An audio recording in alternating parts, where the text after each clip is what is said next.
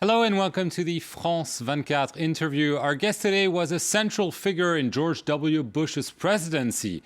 During his second mandate, he was his national security advisor, a strategic position from which he oversaw key policy decisions, especially when it comes to foreign policy. Stephen Hadley, thank you very much for joining me from Washington, D.C. via satellite.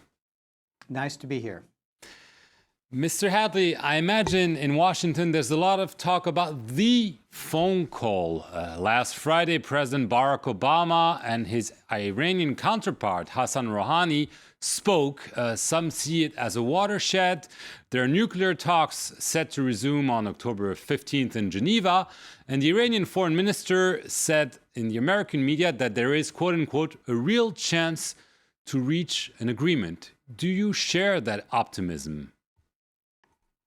The door has been opened. I think the atmospherics are pretty positive. The meeting has been scheduled, and it'll be in the context of what's called the P5+1, the 5 permanent members of the Security Council plus Germany. And we'll have to see. The question really is there an overlap of interests? Clearly, the Iranians want relief from sanctions in order to get their economy going again.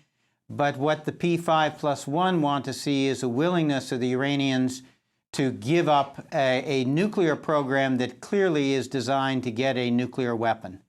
And the question is whether there is enough overlap between those two positions so that a deal is possible. So you are fairly optimistic. Some, obviously, in Congress are still considering more sanctions. They say Barack Obama probably is responding too quickly to Iranian words and not deeds. And do you think that there is a reason to be cautious, maybe from your own experience in the Bush administration dealing with the Iranians? I think you have to be very cautious with the Iranians. We've had a lot of false starts.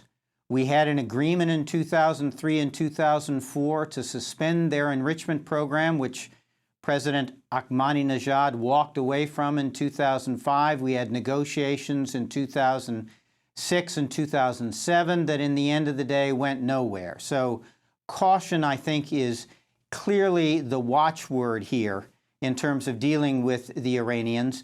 And secondly, I think people have to recognize that the decision maker in Iran is not President Rouhani, it is the supreme leader.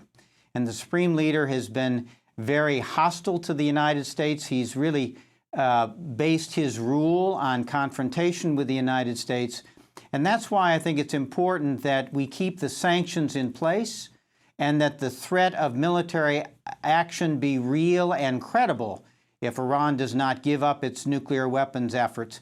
Because I think only if there is that kind of pressure is the supreme leader willing and likely to accept any kind of deal that President Rouhani might come back to him with.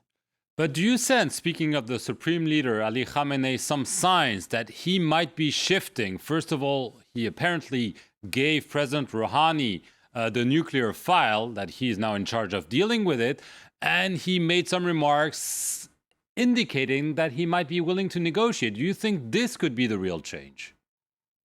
I think he's willing to negotiate. I think he's willing to let Rouhani go out and see what he can come back with. But what we know about the supreme leader is that his style is generally to let his negotiators go out and then see what they bring back with. But he retains the right, and indeed has historically, turned down what his negotiators have brought back. So we will have to see. And that, I think, is why it's important to keep the pressure on the supreme leader, because I'm among those who believe that the supreme leader will accept a deal to constrain or give up his nuclear weapons program only if he thinks that the alternative is potentially a threat to his regime. And that's why it is important that the sanctions be kept in place and that the threat of military force be on the table and credible. When it comes to Iran's role in Syria, do you think that the fact that there was this phone call goodwill on both sides could also signal that Iran could now and should now be considered as part of the solution to Syria's violence rather than a problem. Do you think, in other words, that Iran should be included in the political negotiation on Syria? It's very tough to see. What the Iranians have said, because of their own experience in the Iran-Iraq war, when Iraq used chemical weapons against Iranian soldiers and Iranian people, the Iranians clearly have an allergy to chemical weapons and have been willing to cooperate and support the arrangement negotiated by the United States and Russia for getting Syrian chemical weapons under control and out of the country. So they seem to be willing to cooperate in that respect. But remember, the file on Syria is in the hands not of Rouhani, but it is head of Soleimani and the Quds Force. And they have been very active on the ground. They have provided weapons to the Syrian regime. They have provided fighters to the Syrian regime. They have encouraged Hezbollah to fight on the side of the Syrian regime against the opposition. So they are not a neutral party here. They are, in fact, one of the combatants. And we have seen, I think, at this point, no sign that they're inclined to cut back that role. What's the solution in Syria? You were one of the Republican voices who supported the military strike when there was a lot of talk about it here in France, in the US. Do you now trust the Russians and especially Bashar al-Assad to find a viable political solution, or do you think this chemical issue has maybe overshadowed the bigger problem? I don't trust at this point the Russians or Assad on this matter. They are clearly one side of the struggle here. I think the problem really is that people have focused on the chemical weapons issue, which is a serious issue, but there are more interests at stake in Syria. There is the violence, which has killed over 200,000 people and displaced over a quarter of the Syrian population. There's the increasing sectarian nature of the violence that's spilling over and destabilizing Lebanon, Iraq, Jordan, and Turkey. And there is the fact that Al-Qaeda is now busy building a safe haven in the northern part of Syria from which it can attack not only Syrians but also its neighbors and potentially the United States.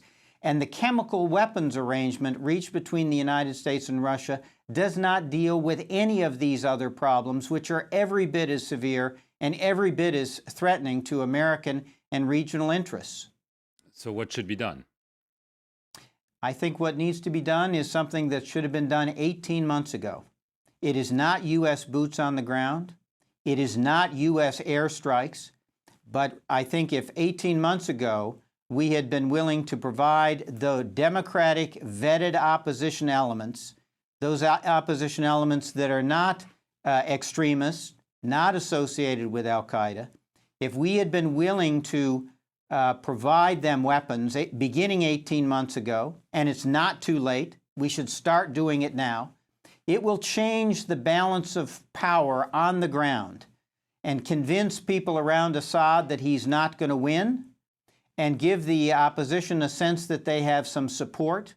And then you might actually be able to negotiate an outcome where there's a provisional government of democratic elements of the opposition, some elements of the Syrian regime that want to be part of a new Syria that can begin to wind the war down and begin to go after Al-Qaeda in the northern part of Syria. I want to get quickly, because we have a couple of minutes left, to the Israeli-Palestinian issue. You were involved, if not directly, in some negotiations between Mahmoud Abbas, the Palestinian president, and then Israeli Prime Minister Ehud Olmert. Some people said we came very close to a deal in 2008. What do you think of the current efforts by the Obama administration? It failed in the first mandate. Do you think there is any hope now? I think there is some hope. I really commend the administration for making the effort here. There is an enormous amount of turmoil in the region, of course. but that actually, oddly enough, may make it more likely that they can reach an agreement as a hedge for both Israel and the Palestinian people against all the violence and chaos that seems to be sweeping around the region. The elements of what should be the deal, what are the elements of a two-state solution, have been pretty clear since the Clinton administration and the Bush administration.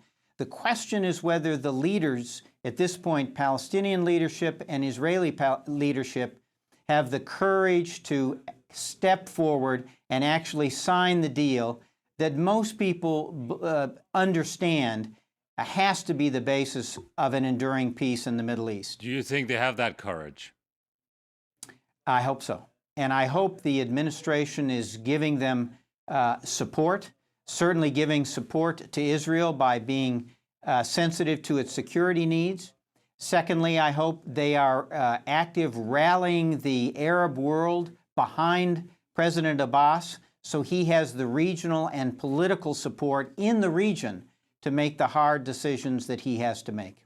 Okay, Stephen Hadley, that's all we have time for. Thank you very much for your answers from Washington, and thank you very much for watching this edition of The Interview here on France 24.